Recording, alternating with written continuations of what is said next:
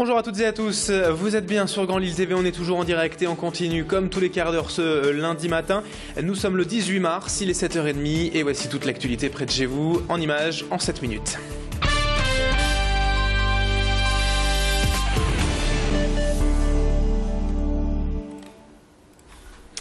Et à la une de l'actualité de ce week-end dans la région lilloise, ces images tout d'abord de la manifestation contre les expulsions locatives et pour la baisse des loyers samedi à Lille.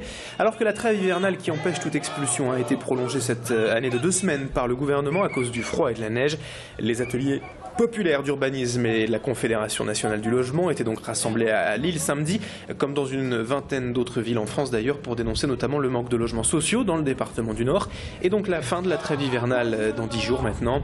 Selon les chiffres de ces associations à Lille chaque année, les bailleurs sociaux remettent quelques 3000 logements sur le marché pour plus de 14 000 demandes. Écoutez le vice-président de la Confédération nationale du logement, Fabien Pozziadlo, au micro de Jimmy Hutchon, il revient sur cette trêve donc hivernale repoussée de 15 jours. Non, c'est absolument pas suffisant. Le moratoire vise à empêcher d'avoir le concours de la force publique pour les expulsions, et ce pendant seulement 15 jours. Donc ça veut dire que les huissiers qui voudront se présenter à partir d'aujourd'hui au domicile des gens expulsables pourront continuer à le faire, même sans le concours de la force publique. Et ça veut dire qu'à partir du 31 mars, les expulsions pourront reprendre comme auparavant.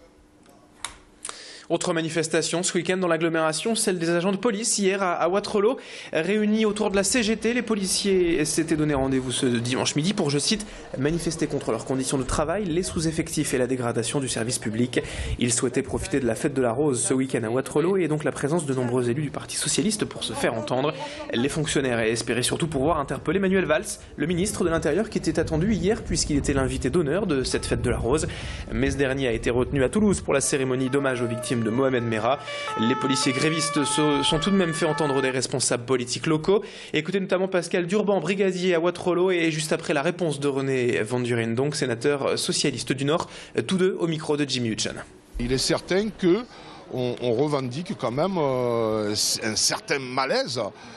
Et surtout une non-reconnaissance du métier. Nous sommes de vrais policiers, il faut que les élus en soient convaincus pour que nous-mêmes puissions travailler à bon escient et dans un confort de travail qui ne nous met pas constamment sur le reculoir. Le sujet donc globalement de l'amélioration du statut de la police municipale. Et à côté de la police municipale, la volonté que le ministre de l'Intérieur a affirmée de sortir de l'inconnu juridique qui caractérise aujourd'hui le statut des agents de surveillance de la voie publique. Donc moi je soutiens totalement la volonté confirmée par le gouvernement, par la bouche du ministre Valls, d'améliorer la situation des ASVP. Moi je voudrais en faire un cadre d'emploi à part entière, où leurs droits soient reconnus. Un peu de détente également dans ce journal et dans l'actualité tout de même, avec la semaine de la glisse qui s'est achevée hier à la patinoire Serge Charles de Wascal. Des dizaines d'animations ont eu lieu tous ces derniers jours et en point d'orgue, samedi soir avait lieu le hockey show avec le club de hockey sur glace, les Lions de Wascal. Près de 400 personnes ont répondu présent et les bénéfices de la soirée seront reversés au Resto du Cœur. Au programme des rencontres entre les moins de 9 ans de Dunkerque, Valenciennes et Wascal, mais aussi des démonstrations de patinage artistique synchronisées. Puis en apothéose sur ces images, un match de gala entre deux clubs de 2e division, les Phénix de Reims contre les Galaxiens d'Amnéville. Ici dans l'agglomération lilloise, il n'y a plus d'équipe senior depuis plus d'1 an, essentiellement pour des raisons financières. Et cet événement doit donc permettre de faire connaître le hockey, de pouvoir donc remonter une équipe en première division.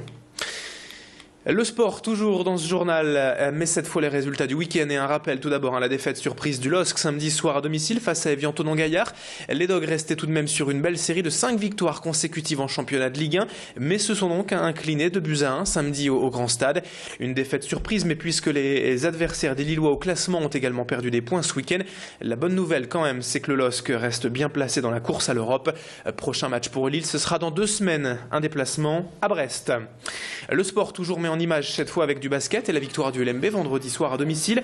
Les Lillois recevaient Nantes et l'ont emporté largement, 90-74, après une première mi-temps bien maîtrisée où ils menaient déjà de 23 points. Les hommes d'Abdou Ndiaye ont eu plus de mal à rentrer dans la seconde période, ce qui ne les a pas empêchés tout de même à l'arrivée de remporter la rencontre. Le LMB redonne donc le sourire à ses supporters et ses dirigeants également après 2 défaites de suite. Et au classement de cette Pro B, Lille reste 11e mais encore dans la course pour les playoffs, même si ce sera difficile. Prochaine étape pour les basketteurs nordistes, un déplacement à Châlons-Reims vendredi prochain. Et en attendant, on écoute la réaction du capitaine lillois vendredi après le match, Nicolas Takoun, au micro de Mathilde Espinas. C'est un match qu'on a très bien débuté, je pense surtout par rapport au deuxième quart-temps, on a vraiment fait la différence. Après c'est sûr que c'était pas évident parce qu'on s'attendait à une réaction de leur part, mais on a réussi à l'emporter, donc c'est bien. Je pense qu'il faudra en laisser le moins possible en route, tout gagner à la maison, essayer d'en accrocher 2-3 à l'extérieur, et puis espérons que devant ça va perdre un petit peu, mais je pense que de toute façon c'est pas fini. Autre résultat également en volleyball ce week-end, vendredi soir précisément, le TLM Tourcoing se déplaçait à Rennes et nouvelle défaite des volleyeurs tourquenois 3-7-1.